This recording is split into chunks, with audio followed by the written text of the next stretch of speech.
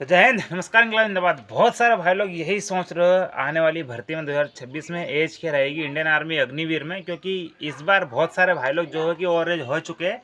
कहीं ना कहीं किसी ना किसी कारण की वजह से उनका सिलेक्शन नहीं हुआ है, चाहे उनसे दौड़ ना निकली, ना ही उनसे सीबीटी एग्जाम निकला, ना ही वो दौड़ पाए, ना ही वो फिजिकल क्वालिफाई कर पाए, ना ही मेडिकल क्वालिफाई कर पाए, और ना ही उनका मेरिट लिस्ट में नाम नहीं आया, चाहे उनके पास एनसीसी हो, चाहे उनके पास कोई सा भी सर्टिफिकेट हो, स्पोर्ट का हो या फिर रिलेशन का हो। इस बार जैसे भोपाल यारों की बात करते हैं, इस बार मेरिट आपकी हाई चली गई है, बहुत सारे भाइयों का सिलेक्शन नहीं हुआ है। तो इस बार लड़के लोग ओवर एज हो गए, तो आने वाली भर्ती यानी कि जब 2026 की भर्ती आने वाली है, जो कि जैसे कि फरवरी में आएगी, जनवरी फरवरी में आपकी भर्ती आ जाएगी वापस से भारतीय सरकार ने बोला है भैया अभी कि हम 1 लाख अग्निवीरों को लेंगे। अब हर साल 1 लाख अग्निवीरों की संख्या बढ़ेगी। पहले भी बोल दिया था 2019 में कि जब अग्निवीर योजना लगी थी, 2022 में लगी थी वैसे, लेकिन 2019 के बाद जो है कोरोना काल खत्म हुआ, 2021-22 में बोला था कि हम हर साल 60,000 अग्निवीर लेंगे, लेकिन आता पता नहीं है। मुश्किल से मुश्किल 45,000 अग्निवीर ले रहे हैं। ठीक है, कहीं ना कहीं कमी आ ही रही है। तो अब जब कोई जो है कि एक बात आती है, नई बात आती है हमेशा अग्निवीर योजना को लेकर, तो हर बार सरकार कुछ ना कुछ बदलाव के मामले में उतर ही जाती है। इस बार भी उतरी थी। इस बार क्या करा था उन्होंने, 4 ग्रुप बना दिए थे। पहले फर्स्ट और सेकंड रहता था, तो इस बार थर्ड और फोर्थ भी कर दिया था। तो बाकी थर्ड और फोर्थ का कुछ मतलब नहीं निकला, सिर्फ लड़के लोग क्वालिफाई हुए, तो इसका बाद उनका सिलेक्शन किसी का नहीं हुआ। 36 और 24 वालों का, ठीक है, सिलेक्शन उन्हीं का हुआ है, 88 या फिर 100 वालों का ही। और जो एग्जाम में ताबड़तोड़ जिसने मेहनत की थी, सिलेक्शन उन्हीं का हुआ। तो चलिए अपन जानते हैं कि इस बार इंडियन आर्मी अग्निवीर में 2026 में एज क्या रहेगी, क्या एज लिमिट आपकी रहने वाली है, क्या आप ओवरेज तो नहीं हो गए। अगर आप ओवरेज हो रहे हैं, इस जो तारीख दी गई है, जो डेट कैलकुलेटर दी गई है, जो डेट दी गई है, उसके बाहर तो नहीं जा रहे। आज इसी के बारे में बात करें, ठीक है। तो चलिए अपन बात करते हैं इंडियन आर्मी भर्ती 2026 के बारे में, कि आपकी एज क्या रहेगी, कब आपके ऑनलाइन होंगे, आपकी हाइट कितनी होनी चाहिए, और आप जिस ट्रेड में डाल रहे हो उसके हिसाब से आपकी हाइट, आपका वजन और आपकी एलिजिबिलिटी कितनी होनी चाहिए। सारी चीज़ें अपन जानेंगे सिर्फ एक ही वीडियो में। चलिए अपन स्टार्ट करते हैं, ठीक है। सबसे पहली बात, इंडियन आर्मी भर्ती 2026 के बारे में बात करें, जो कि आपकी ऑनलाइन आवेदन होगा। ऑनलाइन आवेदन आपको ऑनलाइन की दुकान पर जाना पड़ेगा, सारे डॉक्यूमेंट्स को लेकर 10 की मार्कशीट, आधार कार्ड और आपका सारे डॉक्यूमेंट्स लेकर आपको ऑनलाइन की दुकान पर जाना पड़ेगा ऑनलाइन कराने के लिए, ठीक है। उसके बाद अब ऑनलाइन कब होगा, अब आपका जनवरी एंड में हो सकता है, जनवरी से फरवरी में आपके ऑनलाइन आवेदन चालू हो जाएंगे, ठीक है।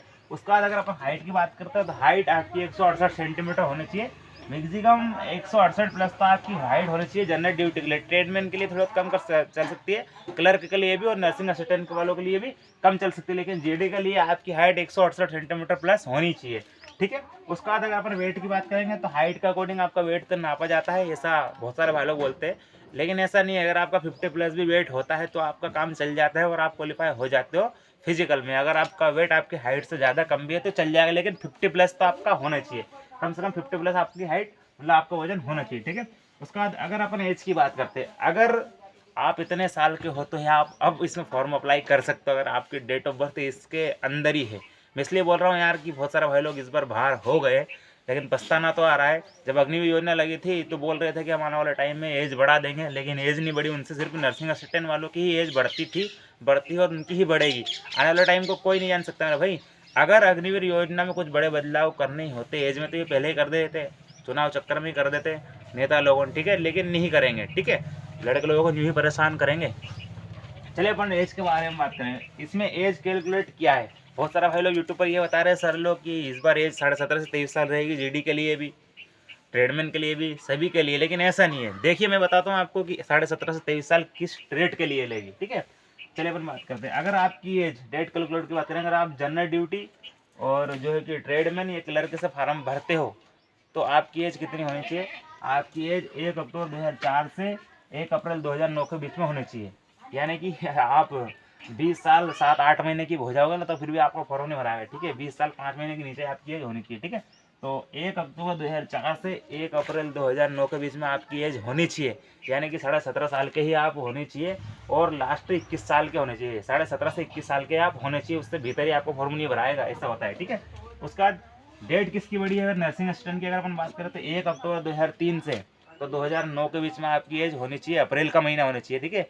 मई का नहीं होना चाहिए, और इधर मार्च का नहीं होना चाहिए, और इधर सितंबर का नहीं होना चाहिए, ठीक है। और इधर भी ये है कि आपका सितंबर का नहीं होना चाहिए और इधर मार्च का नहीं होना चाहिए, सिर्फ अप्रैल का ही लास्ट होना चाहिए 2009 का, ठीक है। और इधर 2004 का अक्टूबर का ही महीना होना चाहिए। तो 1 अक्टूबर 2004 से 1 अप्रैल 2009 के बीच में आपकी डेट होनी चाहिए जनरल ड्यूटी वालों के लिए। 1 अक्टूबर 2003 से 1 अप्रैल 2009 के बीच में नर्सिंग असिस्टेंट वालों की एज होनी चाहिए। यानी कि इसमें 17.5 से 23 साल दी गई है नर्सिंग असिस्टेंट वालों के लिए, ठीक है। 17.5 से 23 साल दी गई है नर्सिंग असिस्टेंट वालों के लिए। बाकी इनमें 17.5 से 21 ही है, 17.5 से 21 साल ही देखी गई है जनरल ड्यूटी वालों के लिए। कोई भी आपकी एज नहीं बढ़ी है, सिर्फ नर्सिंग असिस्टेंट वालों की एज बढ़ेगी, ठीक है। तो यही बदलाव है मेरे भाइयों, कुछ भी नहीं है। सेम सारी प्रक्रिया ऐसी चलेगी। सेम आपको 100 नंबर का एग्जाम देना पड़ेगा, सेम 100 नंबर की आपको मेहनत करना पड़ेगा। फिजिकल में एग्जाम में कड़ी मेहनत करनी पड़ेगी, क्योंकि इस बार जो मेरिट है मेरे हिसाब से जो भोपाल ARO की है वो ये गई है 174 प्लस गई है आपकी मेरिट, तब जाके लड़कों का सिलेक्शन हुआ है, ठीक है। बाकी आप यही प्रक्रिया चलने दें, आप अच्छे से मेहनत करें। आज ही अभी से ही नहीं शुरुआत करें 2026 की भर्ती के लिए। अपना बेस्ट परफॉर्मेंस ले और अग्निवीर बन जाइए। बढ़िया से वर्दी मिलेगी, अच्छी टोपी मिलेगी, सैलरी मिलेगी। जय हिंद, वंदे मातरम, इंकलाब जिंदाबाद।